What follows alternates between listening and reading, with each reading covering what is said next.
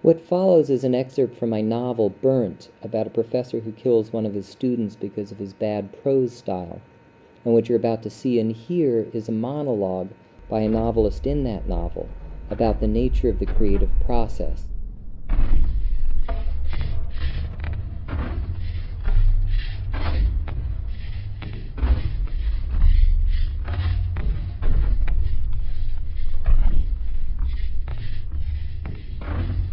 Writing is like driving alone along a winding gravel road late at night.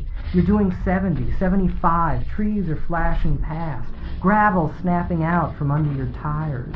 Your car fishtails around corners. You're feeling great. You're in control. Your nerves are all in tune. It's a spiritual moment. Then all of a sudden you take a sharp curve and slam into something solid. Hit the brakes after the fact, after it doesn't matter whether you hit them anymore or not. When the dust settles, you get out to see what you've killed. In the headlights, you see the body of a duck. Feathers and blood everywhere, chunks of meat stuck in the bumper, clots stuck in the tires. You, of course, feel shitty, but it's not as easy as that. It's not as simple, because at the same time you feel relieved. You feel good. It could have been worse. It could have been a dog or a kid or something. It's just a duck. Time to move on, time to hit the road. So you stand there looking at what you've done, feeling bad, but not all that bad. Only then you hear this noise. At first you can't place it. It's like it's coming to you from another reality, off the coast of Bermuda, somewhere within the Mayan ruins, from the sacrificial slab in the middle of Stonehenge, this chirping and squeaking. You raise your head and have a look. And then you see it. All these baby ducks, confused, skittering around what's left of their mother. Maybe 6 or 8 of them. They don't know which way to go. They don't know what they're supposed to do. They just chirp and squeak. Jesus, you think. It occurs to you, they're all going to die now too, and it's your fault. You're not responsible for 1 death. You're not responsible for 2. You're responsible for 7, 8, maybe more. Who knows? You feel lousy. You think, God, I must really suck. I must be a moronic child killer. You could just kick yourself.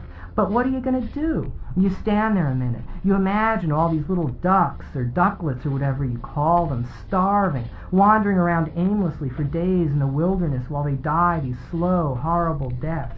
Little stomachs shrinking, little tongues drooping out, little eyeballs turning into raisins. Then this idea hits you.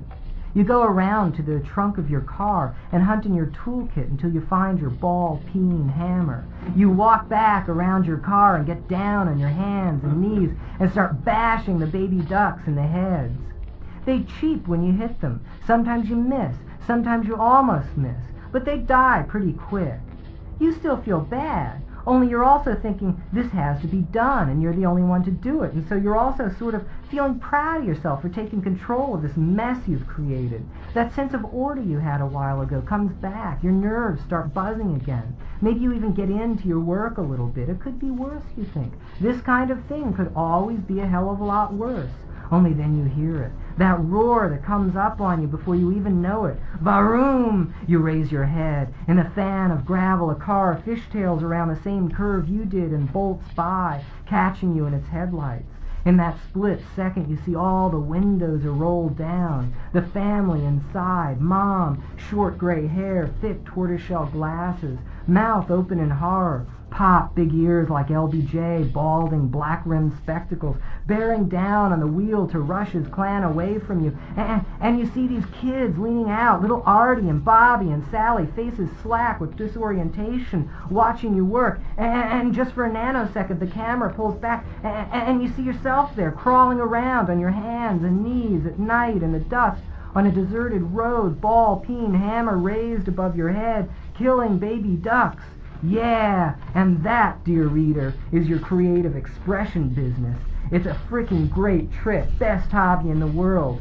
Everyone on the whole freaking planet should have such a friggin' great job.